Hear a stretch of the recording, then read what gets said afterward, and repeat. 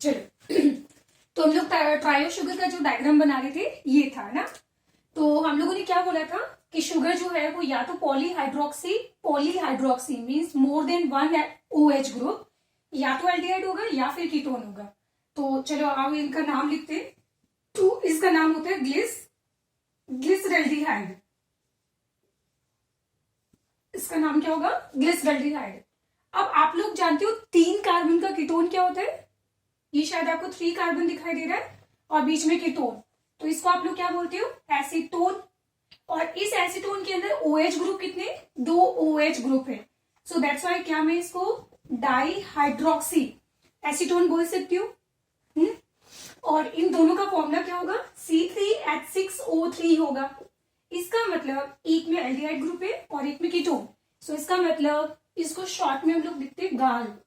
Glyceraldehyde और dihydroxy acetone एक दूसरे के क्या हो गए? ये हो जाएंगे क्या? आइसोमर्स। क्लियर? आगे देखो, नेक्स्ट हम बात करते हैं टेट्रोज शुगर के बारे में। तो टेट्रोज में कार्बन कितने होंगे? 4 कार्बन होंगे। कितने कार्बन?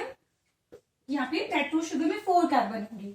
अब हमने बोला था कि शुगर या तो उसमें एल्डिहाइड ग्रुप होता है या फिर उसमें क्या होगा? कीटोन ग्रुप होगा। एंड बाकी कार्बन के ऊपर, बाकी कार्बन पे OH ग्रुप प्रेजेंट होंगे।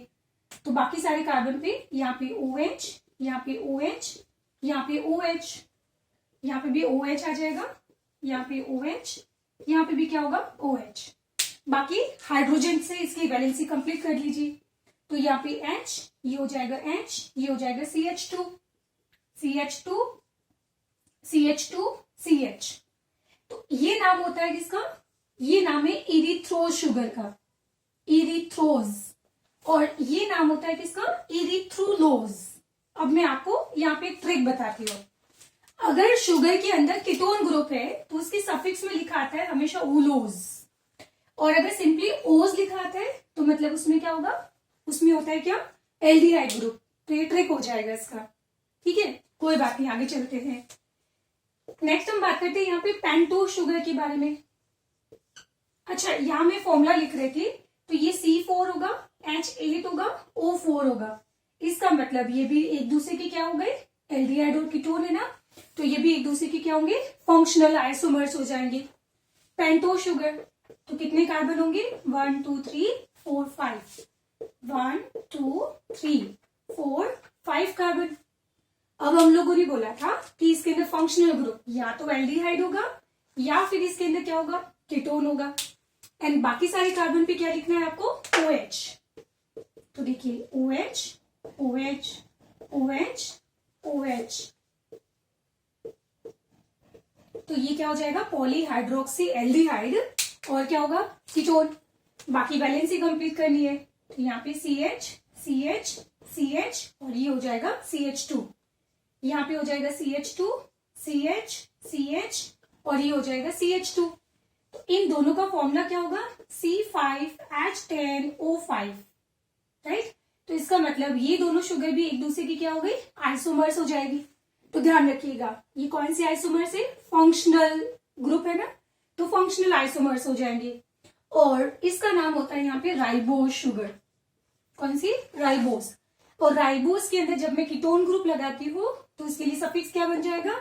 इसका सफिक्स हो जाएगा राइबुलोज, राइबुलोज। तो इसमें क्या आ रहा है? यहाँ पे उलोज आ रहा है, एंड उलोज मतलब इसमें फंक्शनल ग्रुप कीटोन होगा। एक और एग्जांपल हम लोग यहाँ पे डिस्कस करते हैं जिसके अंदर 5 कार्बन होंगे। आप एक काम कर रहे हो, ये आपको राइबोज दिखाई दे रहा है। इस राइबोज से मुझे बनाना है एक शुगर जिसका नाम है डीऑक्सीराइबोज। ठीक है, IIT वाले बच्चे अलर्ट हो जाइए क्योंकि यहाँ पे क्वेश्चन आता है। तो राइबोज शुगर का फॉर्मूला क्या होता है? C5H10O4 होता है। बट हमने जब राइबोज में से ऑक्सीजन को डिलीट कर दिया तो डिलीट करने पे फॉर्मूला क्या हो जाएगा इसका? C5H10O5 की जगह O4 हो जाएगा, जो हम लोगों ने शायद अभी एक्सेप्शन के अंदर लिखा भी था। राइट? तो इसमें मैं कौन सा ऑक्सीजन डिलीट करूं? ये वाला, ये वाला, ये वाला, ये वाला, ये वाला। यही तो एग्जाम का क्वेश्चन है। तो आप कौन सा डिलीट करोगे? Carbon number 2। तो कार्बन नंबर 2 पे आपको एक ऑक्सीजन नहीं लिखना है, ये ध्यान रखना, वेरी वेरी इंपॉर्टेंट क्वेश्चन। ठीक है, तो कैसे हो जाएगा? बाकी फंक्शनल ग्रुप इसके अंदर क्या रहेगा? एल्डिहाइड रहेगा। अब मैंने क्या लिखा था कि यहाँ पे ऑक्सीजन नहीं लिखना है, तो यहाँ पे क्या होगा? OH, यहाँ पे भी क्या होगा? OH, एंड यहाँ पे भी क्या होगा? OH। तो इस कार्बन के ऊपर सिंपली क्या हो जाएगा?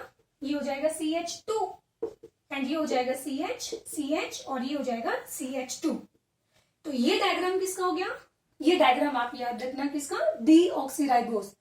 राइबोज में से ऑक्सीजन को डिलीट कर दिया, कौन से कार्बन की? सेकेंड कार्बन पे, और ये इस जनरल फॉर्मूले को फॉलो नहीं करता है। ये क्लियर हो गया। नेक्स्ट आ जाते हैं हम लोग यहाँ पे हेक्सोज शुगर के बारे में। कौन सी शुगर? हेक्सोज शुगर, जिसका फॉर्मूला होता है C6H12O6 होता है। तो इसके अंदर ये देखिए 1 2 3 4 5 एंड 6, तो कितने कार्बन है? 3 कार्बन।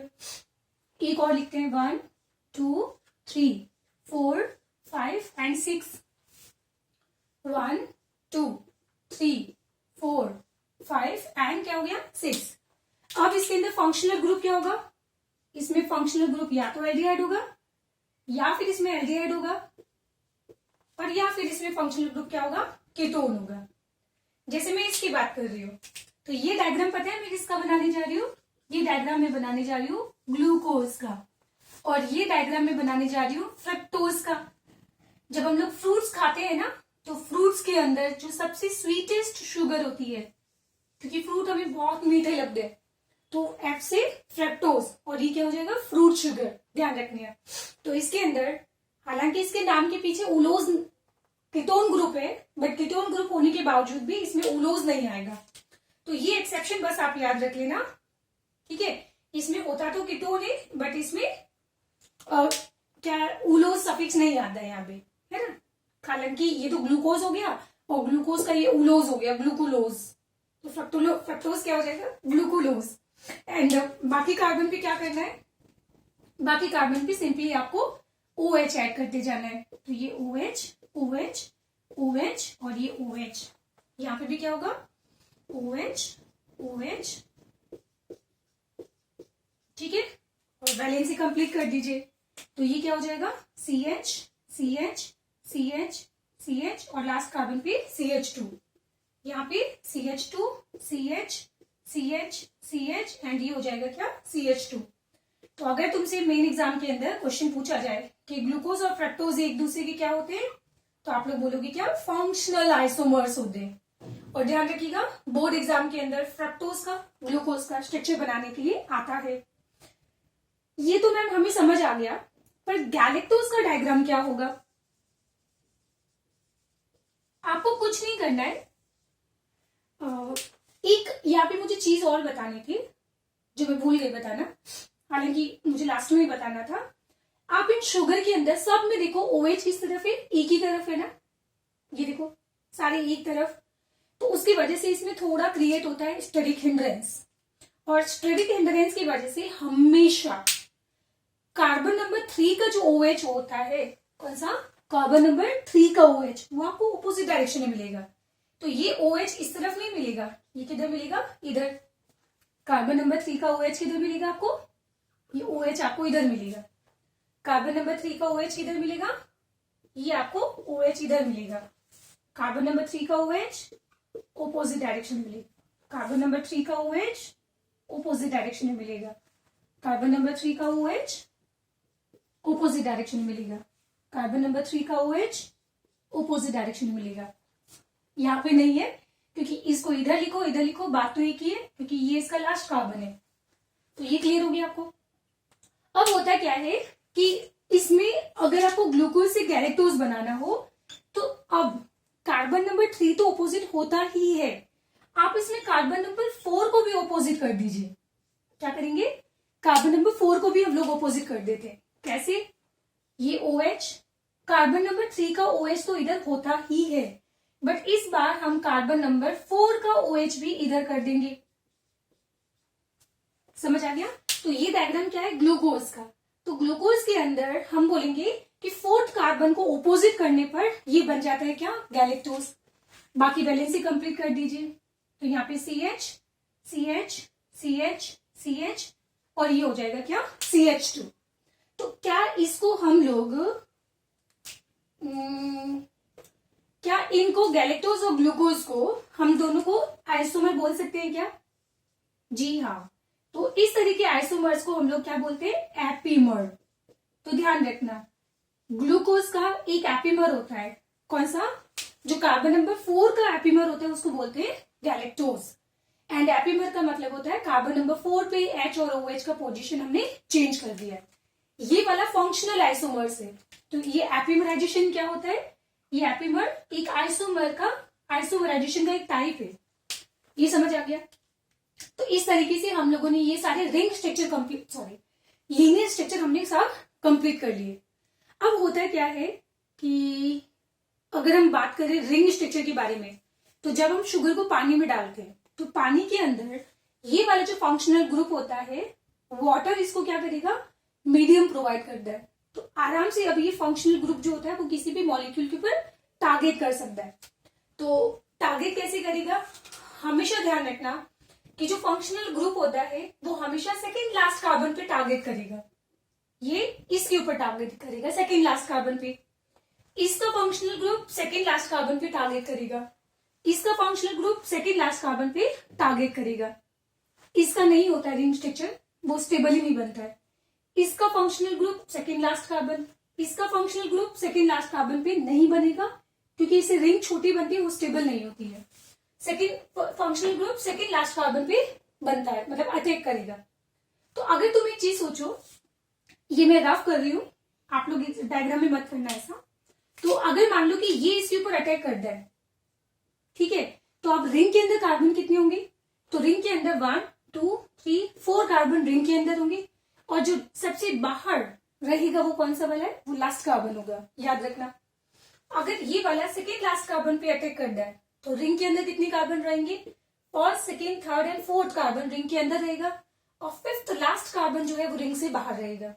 ठीक है, ये इसके ऊपर अटैक करता है सेकेंड लास्ट कार्बन पे, तो रिंग के अंदर कितने कार्बन होंगे, 1 2 3 4 5 कार्बन रहेंगे, और लास्ट कार्बन जो होगा वो रिंग से बाहर रहेगा।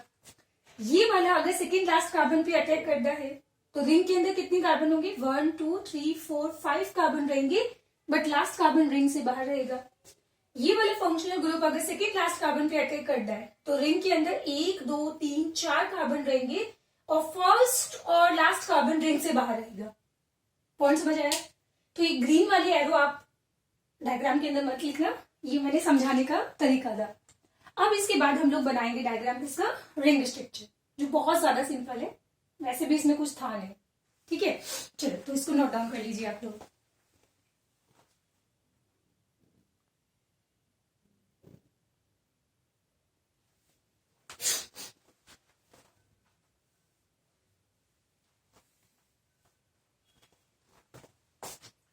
चलो तो उसके बाद हम लोग डायग्राम बनाने जा रहे हैं किसका, रिंग स्ट्रक्चर के बारे में। तो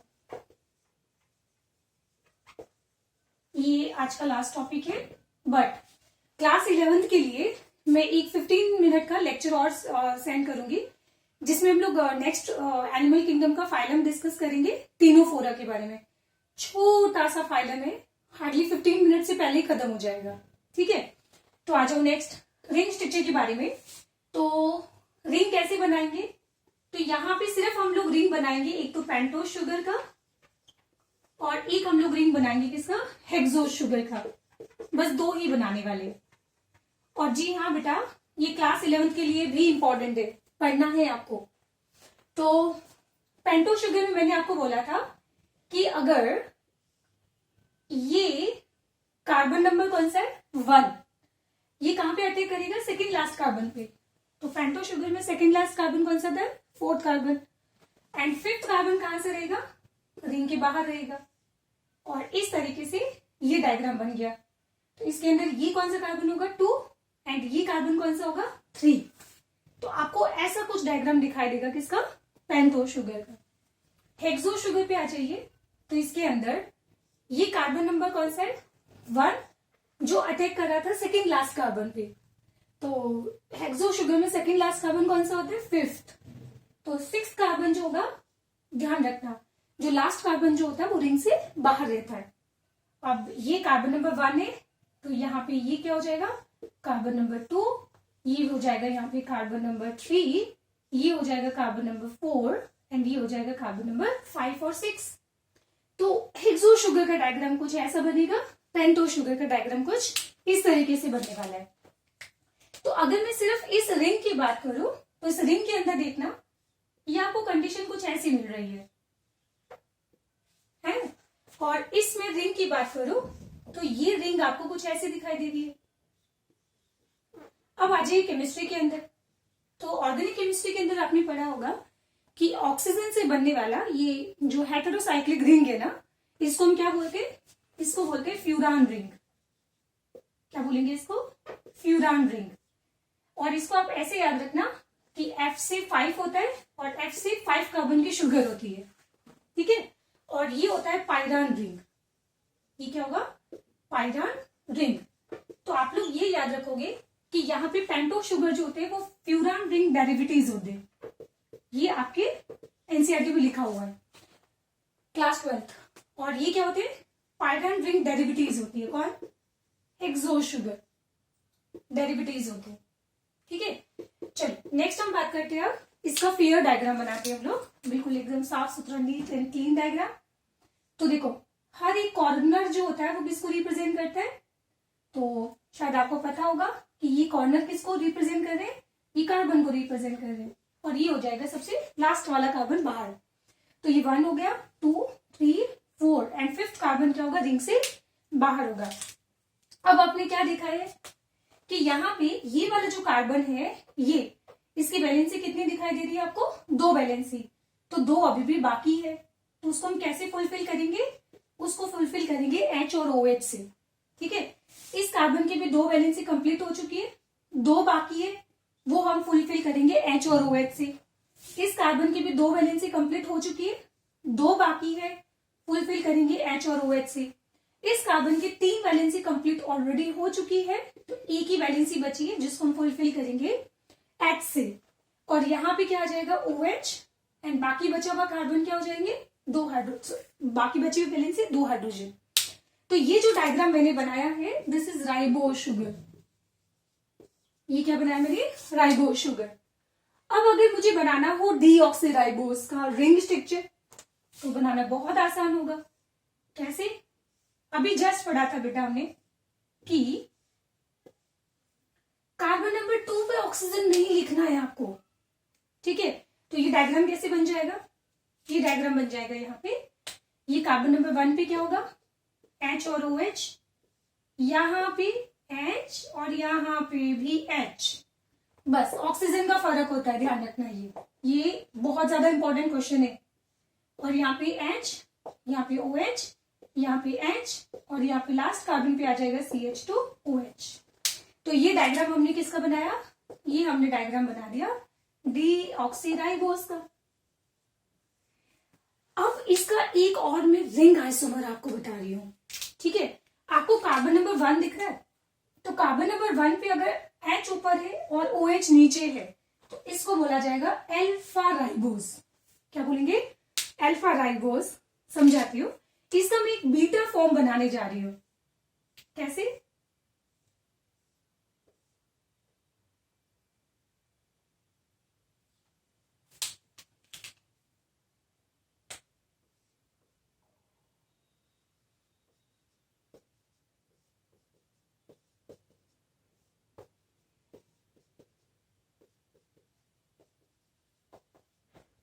दिख रहे हैं।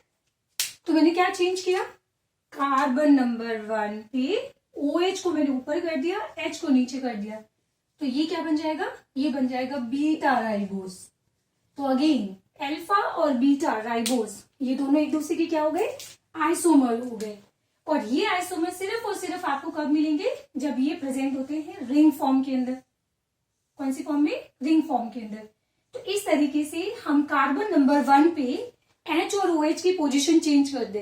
तो फर्स्ट कार्बन को हम लोग बोलते हैं एनोमर, बिकॉज ये वाला जो आइसोमर होते हैं इनको बोलेंगे एनोमर। हाँ, जैसे हमने अभी पढ़ा था जस्ट एपीमर। तो कार्बन नंबर 1 को छोड़कर अगर H और OH की पोजीशन चेंज होती है that is epimer, but carbon number 1 पे अगर H और OH का चेंज होता है तो इसको बोलते हैं हम क्या, एनोमर। और ये एग्जाम में क्वेश्चन भी आता है कि एनोमेरिक कार्बन कौन सा होता है, तो एनोमेरिक कार्बन होता है कौन सा, C1 फर्स्ट कार्बन, और ये आपको सिर्फ रिंग के फॉर्म में मिलेगा। तो ये एनोमर क्या होता है, ये भी आइसोमर्स के एग्जाम्पल हो गए, मतलब एक तरह का आइसोमराइजेशन होता है। तो ये जो मैंने डायग्राम बनाया है ना, ये मैंने किसका बनाया है, अल्फा डीऑक्सीराइबोस। इसमें H और OH को उल्टा कर दो तो ये क्या बन जाएगा, बीटा डीऑक्सीराइबोस। क्लियर। तो इस तरीके से ये पेंटो शुगर हो गए खत्म। अब नेक्स्ट हम डिस्कस करेंगे यहाँ पे हेक्सो शुगर के बारे में। तो हेक्सो शुगर में हम बनाएंगे यहाँ पे ग्लूकोज के बारे में ना। तो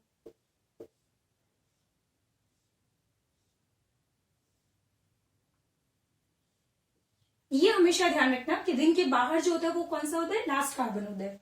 ये कार्बन नंबर कौन सा है, 1 2 3 4 एंड ये कौन सा हो गया, 5th। कार्बन की वैलेंसी कंप्लीट कर दे तो क्या लगाएंगे, H, ये वाला OH, फिर H, फिर OH, फिर H, OH, H, OH, यहाँ पे क्या आएगा, सिर्फ H, और लास्ट कार्बन पे CH2OH। तो ये मैंने कौन सा बनाया डायग्राम, ग्लूकोज का। और ये ग्लूकोज का कौन सा फॉर्म दिखाई दे रहा है आपको, अल्फा या बीटा, तो आप लोग देख रहे हो H ऊपर है OH नीचे। मैंने ऐसे याद रखा है कि जब OH नीचे होता है तो उसको बोलते हैं अल्फा फॉर्म, और इसको हम बोलते हैं क्या, अल्फा डी ग्लूकोज। अब ये डी क्या होता है, तो आपने केमिस्ट्री पढ़ा होगा, डेक्स्ट्रो रोटेटरी, लीवो रोटेटरी, है ना। हाँ, तो ग्लूकोज का जो सॉल्यूशन होता है वो लाइट को हमेशा डेक्स्ट्रो रोटेटरी रोटेट करता है, दैट्स व्हाई इसको बोलते हैं डी। ये आप लोग ध्यान रखना। क्या इसका बीटा फॉर्म बना सकते हो आप, बिल्कुल। कैसे करना, क्या है बेटा, सिर्फ H और OH की पोजीशन ही तो चेंज करनी है, वो भी कौन से कार्बन पे, फर्स्ट कार्बन के ऊपर। तो यहाँ पे क्या कर दिया मैंने, ये लिखा OH, यहाँ पे H, बाकी एज इट इज होगा, HOH, HOH, यहाँ पे सिर्फ H, और लास्ट कार्बन पे क्या होगा, CH2OH। तो ये डायग्राम किसका है, ये डायग्राम यहाँ पे होगा बीटा डी ग्लूकोज का। ये ध्यान रखना, क्लास 12 बोर्ड एग्जाम का क्वेश्चन आता है यहां से, ठीक है। चलो, तो ये हमने कंप्लीट कर लिया क्या, ग्लूकोज की। इसको हम लोग क्या बोलते हैं, दिस इज एनोमर। तो एनोमेरिक कार्बन कौन सा होगा इसका, फर्स्ट कार्बन। तो ये ग्लूकोज के मैंने दोनों आइसोमर आपको बना दिए रिंग स्ट्रक्चर। अब बनाते हैं फ्रक्टोज का। अब सुनो, फ्रक्टोज में आपने लिखा था कि सेकेंड कार्बन पे जो कीटोन होता है वो अटैक करता है सेकेंड लास्ट कार्बन पे, जो कौन सा था, 4th कार्बन। तो इसका मतलब ये हुआ कि फ्रक्टोज के अंदर फर्स्ट कार्बन और लास्ट कार्बन 6th कार्बन वो रिंग से बाहर रहेंगे। तो रिंग के अंदर सिर्फ कितने कार्बन आएंगे, तो रिंग के अंदर 2nd, 3rd, 4th and 5th ही आएगा। तो इसका मतलब फ्रक्टोज एक्सेप्शनली पायरान डेरिवेटिव ना होके वो फ्यूरान डेरिवेटिव होता है। कैसे, देखो यहाँ पे मैंने क्या बोला था कि सेकेंड कार्बन जो है वो अटैक कर रहा है सेकेंड लास्ट कार्बन पे, एंड सेकेंड लास्ट कार्बन का मतलब होता है 5th कार्बन। तो ये कौन सा कार्बन है, 6th, और ये कार्बन कौन सा है, 1st। तो अब बचा कितना, तो इनके बीच में बचे 2 कार्बन। तो ये कौन सा होगा, 3rd कार्बन, ये कौन सा होगा, 4th कार्बन। तो ये आप लोग ध्यान रखिएगा कि हेक्सो शुगर जो होती है वो पायरान डेरिवेटिव होती है, but except fructose. Fructose F से फ्रक्टोज, F से 5 कार्बन की शुगर, और F से हो जाएगा फ्यूरान रिंग, ठीक है। तो ये इसका डेरिवेटिव होता है। तो मैं वापस डायग्राम बनाऊं, ये रहा, ये कार्बन कौन सा है, फर्स्ट, ये कार्बन कौन सा है, 5th। तो यहाँ पे हम लोग क्या लिखेंगे, अब वैलेंसी कंप्लीट करने जा रहे हैं। तो यहाँ पे आ जाएगा क्या, CH2OH, यहाँ पे आ जाएगा OH, यहाँ पे H, OH, यहाँ पे H, OH, और यहाँ पे H, और ये हो जाएगा क्या, CH2OH। तो हमने क्या किया, यहाँ पे अब इस बार इनको कंपेयर करने वाले हैं। तो OH कहाँ पे, नीचे है ना, तो इसको बोला जाएगा अल्फा।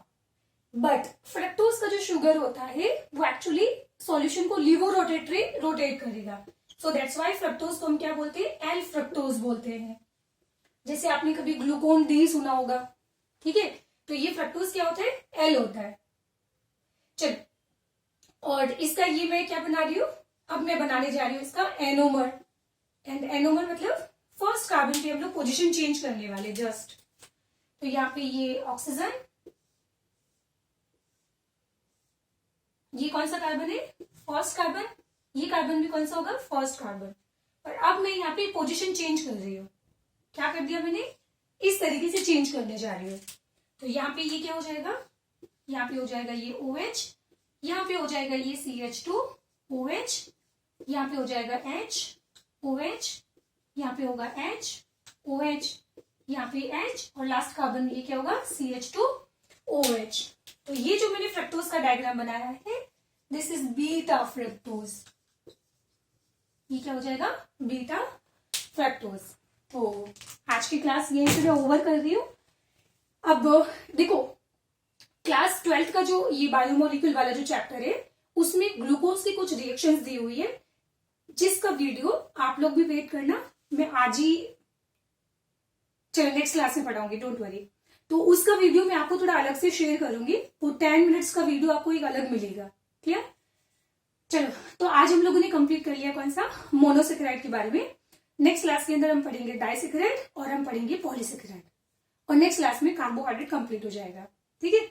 चलो, तो इसको बढ़िया अच्छे से प्रैक्टिस कर लेना। Ta ta bye bye. और क्लास 11th वाले वेट करना टेनोफोरा के लिए।